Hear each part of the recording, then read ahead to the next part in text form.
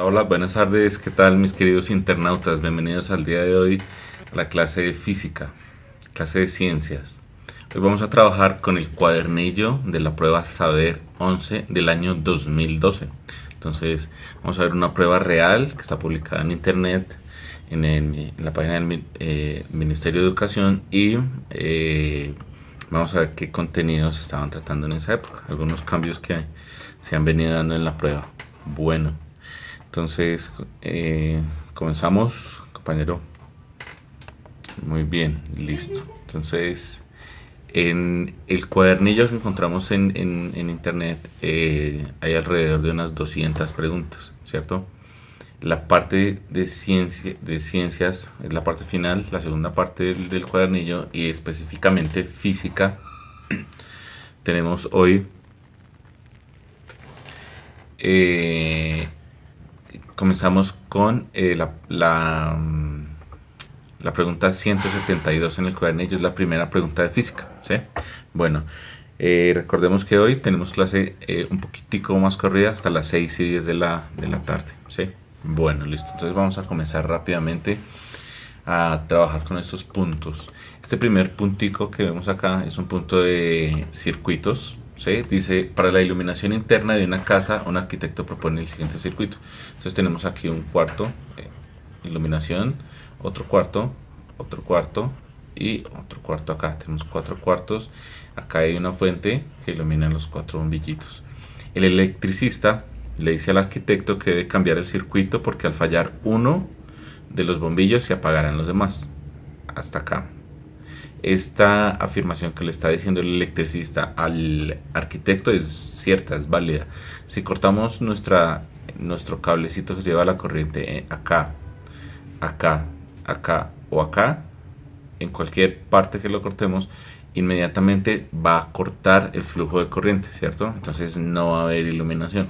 Y pues no es la idea. La idea es que cada bombillito se ilumine de manera autónoma. Él explica que es un circuito en serie, correcto. La corriente es la misma en todas partes del circuito.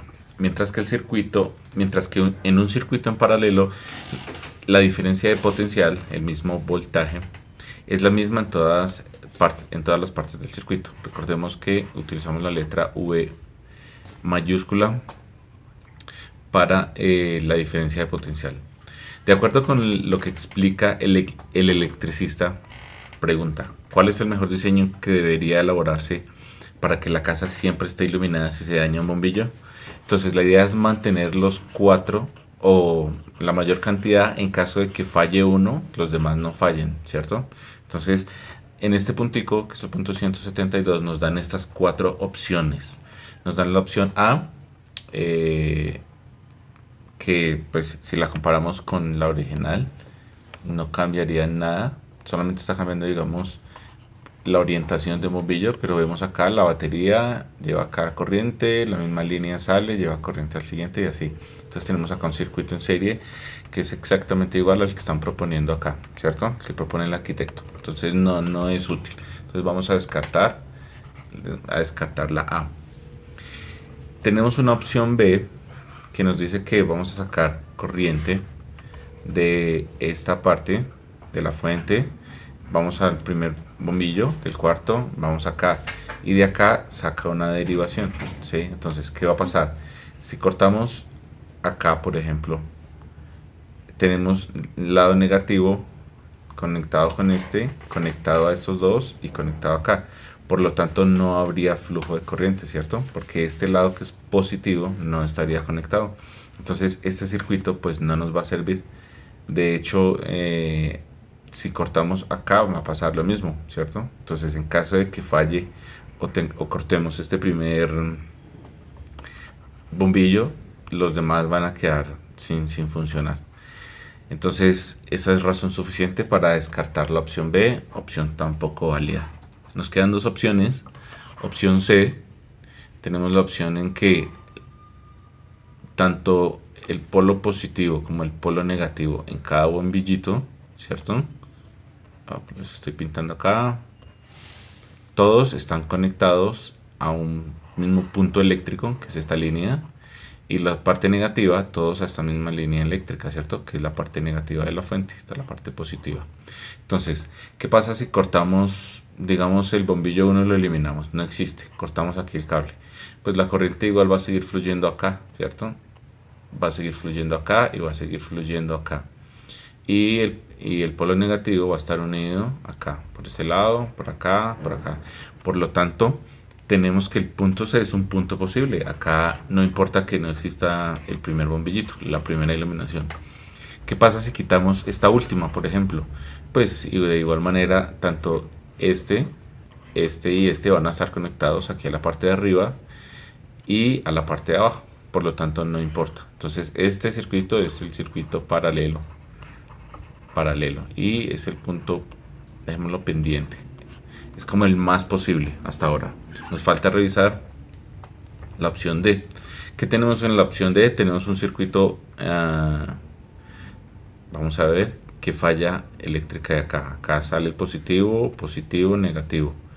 Acá uniría, sale acá la corriente, va a este. Y de acá se derivan dos partes, va acá y viaja hacia abajo, ¿cierto? De aquí baja acá y de aquí baja acá. Bueno, si cortamos, por ejemplo, esta primera línea, si la cortamos acá, ¿qué va a pasar? Que la corriente ya no va a seguir su camino. Por lo tanto, no vamos a tener iluminación ni acá, ni acá, ni acá. No nos sirve, ¿cierto? La condición más importante es que quitando uno, los demás sigan funcionando. Por lo tanto, la opción D tampoco nos es útil. Solo teníamos una opción pendiente, entonces se convierte en la opción válida. Opción C, opción correcta. Nuestro circuito en paralelo. Bueno, vamos a seguir. Vamos a recordar algo muy importante para los internautas que nos siguen en nuestra transmisión de puntaje nacional, y es que estamos haciendo mucho énfasis en resolver pruebas, en resolver muchos ejercicios y no quedarnos con tópicos o con temas específicos, porque encontramos temas específicos variados, y también en el colegio siempre los estamos trabajando, siempre nos están poniendo un mismo tema y lo estamos trabajando. Aquí la idea es reforzar mucho la parte de resolver ejercicios específicos, conocer la prueba, aprender a manejar tanto el tiempo y optimizarlo para responder una prueba. Entonces, aquellos queridos internautas que nos ven y que se preguntan que por qué a veces no nos enfocamos en un tema, entonces esta es nuestra razón. ¿Listo? Entonces, aclarando ese punto, vamos a seguir acá con el punto 173 de la prueba Saber Pro del año 2012. Dice, para ver los efectos de la aceleración y la velocidad sobre un péndulo, entonces aceleración, recordemos que es letra A y velocidad, letra A y velocidad, letra V minúscula, sobre un péndulo. Aquí tenemos los péndulos. Un estudiante realiza el siguiente experimento. Colocó péndulos de diferentes masas y longitudes dentro de un camión. Nuestro camión colgó 3 péndulos de diferentes masas y diferente longitud. Cuando el camión se mueve hacia adelante con velocidad constante, el estudiante observa que los péndulos toman la posición que se muestra en la figura 1. Acá tenemos velocidad constante. Tenemos una velocidad constante. Y cuando el camión se acelera, los péndulos toman la posición que se indica en la figura 2. Entonces acá hay camión acelerado con aceleración. Aceleración constante puede ser, por lo tanto la velocidad va en aumento, ¿cierto? Es una aceleración variable, va cambiando la velocidad. Listo. Entonces ahí tenemos las dos figuritas del experimento. Vamos a ver qué situación nos plantean con ese experimento. Dice, el estudiante concluye que en la figura 1 la fuerza resultante sobre los péndulos es nula. Acá no hay fuerzas. Esa es la conclusión del estudiante. Mientras que en la figura 2 la fuerza resultante es diferente de 0. En la figura 2 la fuerza es diferente de 0. Primero que todo, afirmaciones válidas, correctas, porque aquí el péndulo es como si estuviera en reposo, ¿cierto? No hay fuerzas ni hacia allá ni hacia allá ni hacia arriba, y la única fuerza es hacia abajo, pero se compensa con la fuerza que tenemos en la cuerda. Lo mismo para los otros péndulos. Por lo tanto, este pendulito está en reposo, se ve quieto. Acá es una fuerza ficticia que se aplica por la inercia del cuerpo. M, las masas, están quietas. Cuando el camión se acelera, se crea una fuerza ficticia que lo desplaza hacia atrás. Entonces sí hay una fuerza. Al haber fuerza, pues hay una aceleración. Entonces hasta ahí estamos sintonizados y esta es correcta, digamos, la situación física. Bueno, dice la pregunta: ¿qué concepto físico utilizó el estudiante para llegar a estas conclusiones? ¿Qué concepto físico? Entonces nos están dando la teoría de la relatividad en la opción A, las leyes de Newton en la opción B, el principio de Arquímedes en la opción C y los postulados de Copérnico. Entonces, de nuestros queridos internautas, no sé si se quieran arriesgar a dar una opción. A ver qué opción dicen, qué opción proponen. Dicen que la B, profe. La B, muy bien, es un concepto muy sencillo, ya ustedes lo han venido trabajando durante el bachillerato, desde aproximadamente séptimo, octavo grado. Sí, leyes de Newton, muy bien. Ya saben que las leyes de Newton hablan de la inercia, de acción-reacción y fuerza igual masa por aceleración. Esas son las tres leyesitas, que son las que se aplican en la mecánica clásica. Mecánica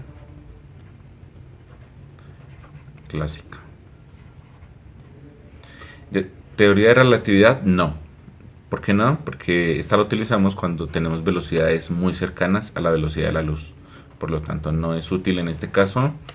El principio de Arquímedes, no. Bueno, entonces pongamos velocidades muy pequeñas o menores que la de la luz. Recordemos que C es la velocidad de la luz, entonces es este caso. Principio de Arquímedes, no. Esto lo utilizamos en el caso de los fluidos, ¿cierto? En el caso de fluidos. Y los postulados de Copérnico, que son los del heliocentrismo, ¿cierto? Ya son postulados de astronomía. Astronomía. Entonces, ahí está. No nos hicieron preguntas en este caso específicas, sino preguntaron por el cuerpo de teorías que sirven para este experimento. Entonces, hasta ahí, sencillo. Bueno, vamos con la pregunta 174. Nos están dando una gráfica. Como muchas veces hemos visto en nuestro canal y en esta clase y en la clase de matemáticas, cada vez que tenemos gráficas, lo primero que tenemos que hacer es verificar. Perdón. Tenemos que verificar los rótulos o los subtítulos que les ponen aquí a los ejes, ¿cierto? Entonces, tenemos acá el tiempo medido en segundos, tenemos aquí una posición medida en metros, ¿cierto? Entonces, aquí nos falta como un título nomás y ya, sería lo único que nos falta. Dice, la posición de un motociclista que se mueve en línea recta se representa en la siguiente gráfica. Un motociclista que se mueve en línea recta. Entonces, el motociclista puede estar acá y se está moviendo sobre una línea recta, ¿cierto? Tenemos una línea recta. Entonces tenemos aquí la motico.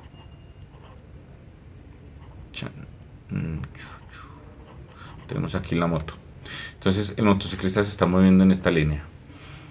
En los primeros, bueno, en el tiempo cero el motociclista está en 12, ¿cierto? Entonces el motociclista, si esta es la 12, el motociclista la posición inicial es acá.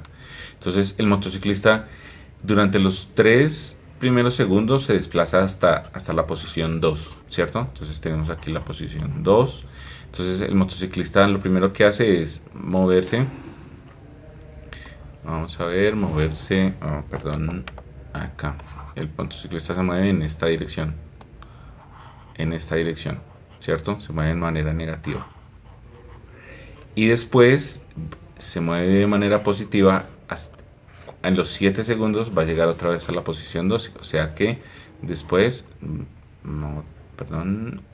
después se va a mover otra vez en esta dirección, va a llegar acá. Entonces, inician 12, como vemos acá, tiene una velocidad constante, ¿cierto? Porque por cada unidad de tiempo se desplaza cierta unidad de distancia constante. Si hacemos acá y acá, vamos a ver que es la misma distancia por unidad de tiempo. Y acá vamos a ver algo diferente. Por cada unidad de tiempo, acá por cada unidad de tiempo se va a mover una distancia vertical diferente, ¿cierto? Entonces acá podemos dibujar los triangulitos para ver cómo va variando. Entonces por cada unidad de tiempo se mueve diferente. Veamos que acá todos los triangulitos son iguales, lo que quiere decir que esta velocidad es constante. Acá tenemos un triangulito pequeño, un triangulito más grande y más grande. Por lo tanto aquí la velocidad está variando, está aumentando, ¿cierto? Listo, entonces vamos a ver qué situación nos plantean el día de hoy. Dice, en el intervalo del tiempo de 3 a 7 segundos, entonces vamos a mirar, a especificar nuestro intervalo.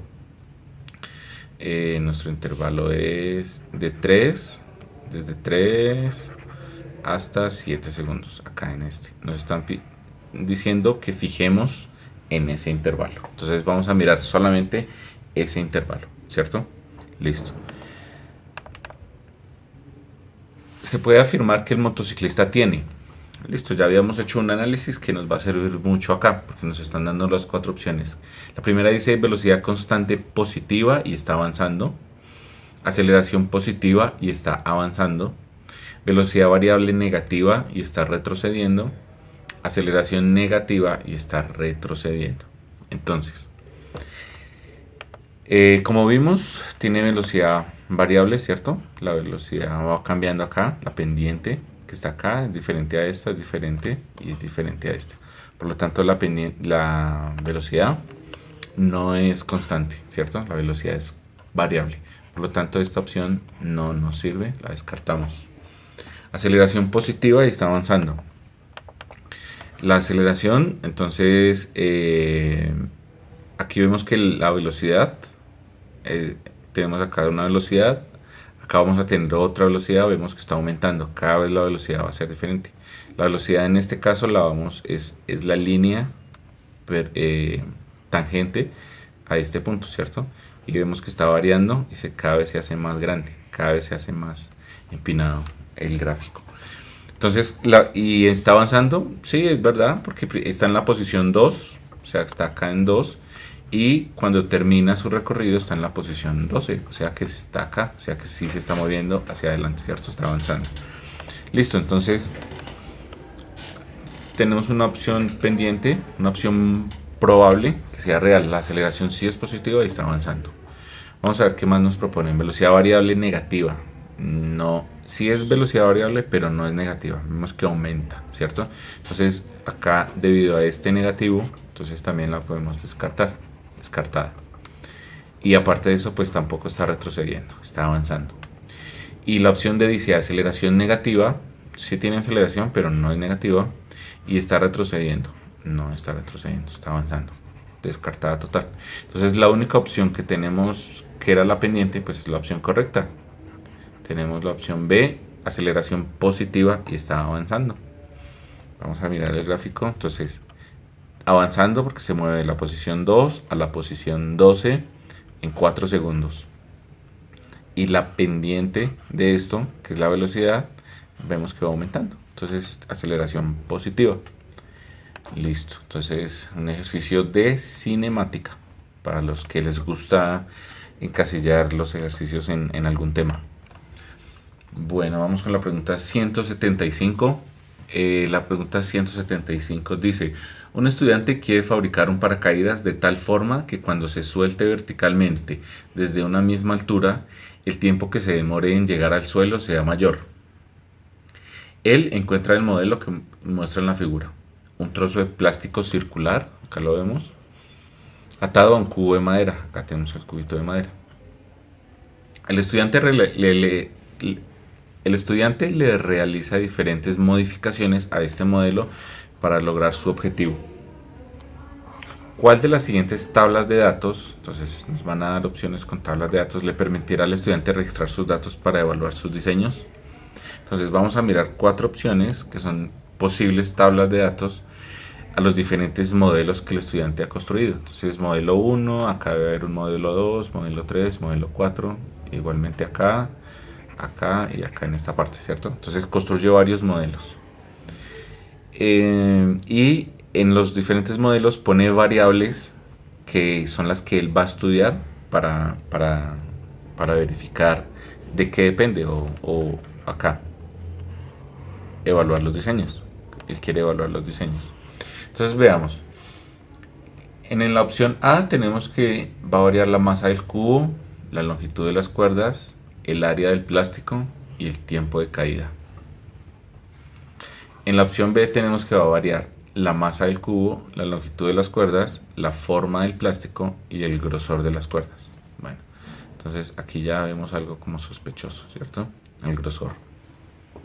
En la opción C tenemos el lado del cubo, el lado, estará sospechoso ahí, el peso, ¿cierto? El peso, ojo que peso y masa son diferentes.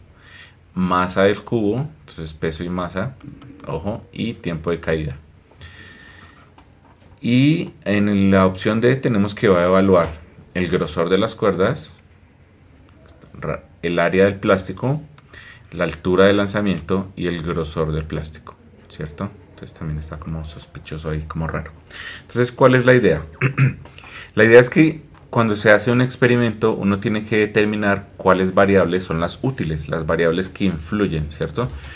En este caso del ejercicio del estudiante con el paracaídas plástico, él quiere verificar que cambiando o variando ciertos aspectos de su montaje experimental, quiere ver cómo esos aspectos influyen en el desempeño del modelo. Entonces, por ejemplo, un modelo lo puede hacer con plástico circular, a otro con plástico cuadrado, un plástico grande, un plástico pequeño, ¿sí? Entonces ahí cabe la pregunta de qué hace uno cuando está en su clase allá en el colegio y dice, bueno, ¿importará de algo el color del plástico? El color del plástico no influye en nada, ¿cierto? Puede ser un plástico verde, azul, morado, no va a influir en nada. Las cuerdas, que las cuerdas sean, si miramos el modelo, que estas cuerdas sean así o que sean más corticas, que sean bien corticas, y acá esté el cuadrito, o que sean bien largas y que el cubo esté por acá en unas cuerdas largas, ¿influirá? Esa es una pregunta, ¿cierto? Entonces, ¿cómo puede influir esto? Probablemente, ¿cierto? Probablemente influya. Entonces, la longitud de estas cuerdas va a cambiar la aerodinámica de este. Entonces, eso es lo que se quiere verificar. Entonces, mirando las 4 tablas que tiene el estudiante, que propone, debe escoger una en la que se puedan evaluar los modelos y que las variables que escojan sí influyan, ¿cierto? Entonces, vamos a ver. Comencemos con la opción B, donde encontramos algo sospechoso. Encontramos la masa del cubo, sí es importante, porque es una masa más grande, pues va a forzar más el plástico. Una masa más pequeñita, pues va a hacer que caiga más liviano. O sea que sí es útil evaluar la masa del cubo. La longitud de las cuerdas, como lo decíamos, entre más larga o más pequeña, pues va a influir en la forma en que el aire penetre. Entonces sí, es una opción válida, también sirve variar. La forma del plástico. Si tiene un plástico triangular o si tiene un plástico circular, va a variar, ¿cierto? Porque va a variar el área. Y al variar el área, va a variar la forma en que interactúa el aire con el paracaídas, ¿cierto? Entonces, útil también verificar la forma del plástico. El grosor de las cuerdas, esto es sospechoso. ¿Influirá en algo que sean gruesas o delgaditas? Guardando las proporciones, ¿no? No vamos a exagerar y decir que son unas cuerdas, no. Se refieren al calibre de las cuerdas. ¿Servirá si utilizamos hilo? ¿Será lo mismo que un nylon? Pues probablemente sí, ¿cierto? Porque la densidad lineal es aproximadamente igual. Entonces esto del grosor de las cuerdas no es como muy útil tenerlo en cuenta. Entonces, debido a este grosor, te vamos a decir que este no pasa, ¿sí? Entonces, tres bien y una que no es importante. Para el modelo C, el lado del cubo. Si tenemos una masa, dejémosla por acá. Si tenemos una masa así, una masa así, o una masa así larga, o una masa triangular, ¿influirá en algo? Muy probablemente no, ¿cierto? ¿Por qué? Porque lo que va a importar es precisamente cuánta masa tiene cada cuerpito, ¿cierto? Y además como son compactas y pequeñas, pues la interacción con el aire no va a ser demasiada. Entonces, el lado del cubo, como que no es útil saber el lado del cubo. Entonces no nos va a servir. Ahora nos da dos opciones: peso del cubo y masa del cubo. Si tiene la masa, pues vas a ver el peso, ¿cierto? Porque la masa pues es la cantidad de kilogramos, y acá el peso se va a dar en newtons, El peso va a ser la masa por la gravedad, ¿cierto? Entonces acá esto está en kilogramos. Entonces masa por gravedad, el peso. Entonces tener una pues ya nos hace tener la otra, o sea que esto sobraría. Esto no nos serviría. La masa sí es importante, como ya dijimos, y el tiempo de caída también es muy importante, pues porque se quiere saber precisamente cuánto tiempo demora en caer un paracaídas, ¿sí? Si es poquito tiempo, pues es una caída muy rápida, se va a dañar el objeto, o pues extrapolándolo, si fuera una persona, pues puede causar la muerte. Y si es un tiempo muy lento, ¿sí? Pues va a demorar mucho, va a ser muy suavecito, va a ser muy amortiguado. O sea que precisamente el tiempo es lo que se está estudiando. Importante. Finalmente tenemos de nuevo grosor de las cuerdas. No nos es útil para nada. El área del plástico sí sería útil, ¿cierto? La altura del lanzamiento también sería útil, ¿cierto? Porque no es lo mismo 10 metros a 20 metros o a 5 metros. Porque entre mayor tiempo pase en el aire, pues va a haber una interacción, va a haber unas fuerzas, va a interactuar diferente. Entonces es importante la altura de lanzamiento. Y el grosor, pues como lo habíamos notado aquí, no nos es útil el grosor. Bueno, ni de las cuerdas ni del plástico, ¿cierto? El hecho importante es que sea resistente. Entonces no importa no importa el calibre del plástico. Y mirando la opción A tenemos la masa del cubo, importante. La longitud de las cuerdas, importantes, ¿cierto? El área del plástico, importante. No es lo mismo un plástico, como ya lo dijimos, cuadrado a uno circular. Y el tiempo de caída es lo que estamos tratando de caracterizar. Entonces, bien, tenemos que la tabla A sería la tabla ideal para caracterizar este experimento, en donde se lanza un trozo de plástico, un trozo de madera, un cubo de madera atado a un trozo de plástico. Entonces, opción A, opción correcta. Bien. ¿Cómo van nuestros internautas? ¿Hay preguntas? ¿Comentarios? No, señor. No, ok, bien. Entonces, pasamos a la pregunta 176. Estábamos en una pregunta de mecánica, ¿cierto? De dinámica, y ahora pasamos a una pregunta de electricidad. Aquí cabe notar algo muy importante. No hemos desarrollado fórmulas matemáticas, ¿cierto? Lo único que hemos visto hasta acá, como ustedes lo han notado, es, digamos, una caracterización, un conocimiento básico de las leyes, ¿sí? Pero no hemos desarrollado fórmulas, no hemos tenido necesidad. Como ustedes han visto, no ha habido necesidad. Entonces, es como una sugerencia mía que se preparen muy fuertemente a nivel conceptual en el área de física, porque como lo pueden ver, a veces no se necesitan desarrollos de ecuaciones, sino que se necesita un cuerpo conceptual fuerte. Leer sobre física es importante, ¿sí? Entonces vamos a verificar eso con este punto, nuestro último punto del día de hoy.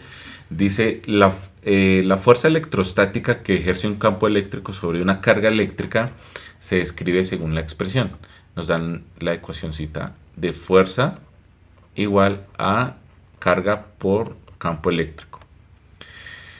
Estas dos cargas, Q más Q y menos Q, las ponen, aquí le falta esto acá, así, esto es sólido, esto es una pared, esto es el piso. Dos sistemas masa-resorte, entonces resorte acá y atado con la carga, se colocan en una región con un campo eléctrico E.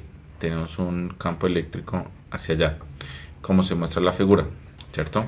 Listo. Entonces, ¿qué podemos decir aquí? Lo primero que vamos a notar es que si el campo eléctrico está hacia allá, es un campo eléctrico positivo.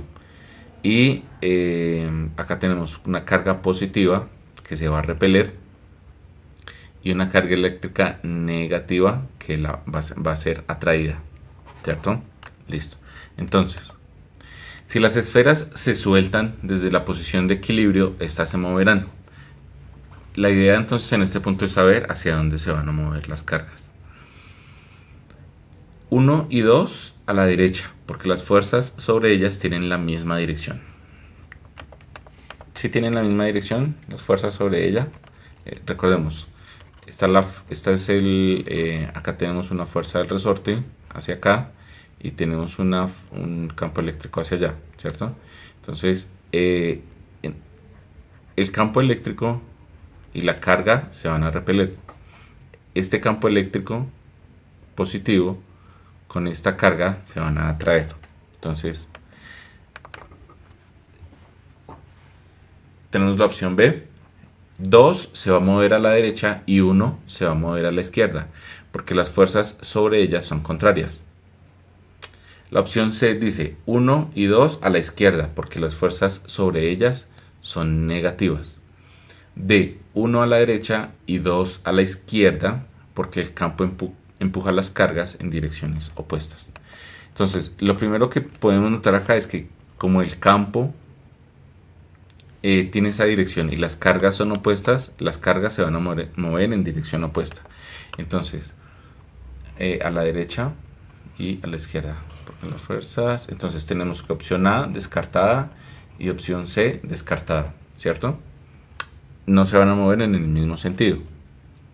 Entonces tenemos opción B y opción D como las únicas respuestas posibles. Y entonces aquí vamos a analizar un poquito rápidamente el efecto de la carga. Tenemos campo eléctrico hacia allá y acá tenemos campo eléctrico hacia allá y tenemos acá la fuerza esta.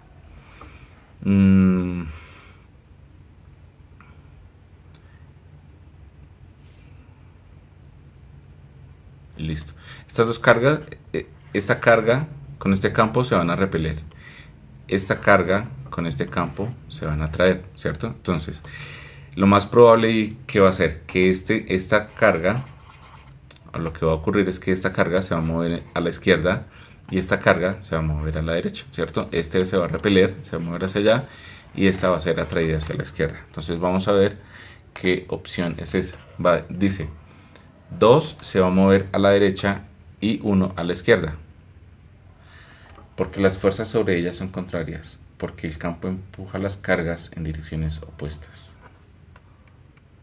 Las fuerzas sobre ellas son contrarias, ok.